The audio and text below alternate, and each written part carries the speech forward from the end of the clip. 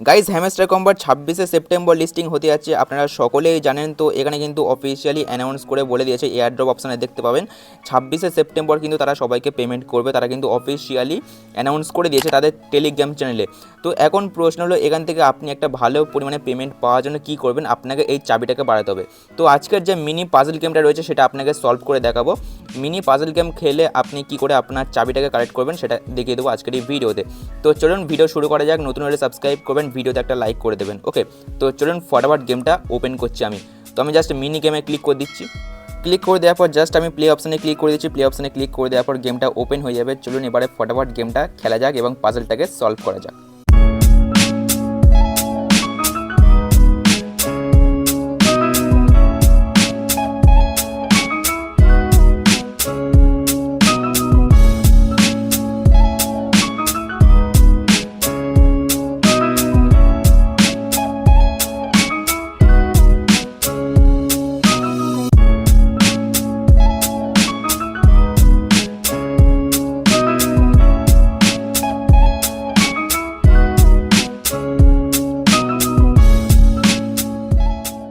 So দেখলেন এখানে আমরা কত সহজে পাজলটা কমপ্লিট করে ফেললাম। এখানে কিন্তু দেখছেন আমাদের কমপ্লিট হয়ে গেছে।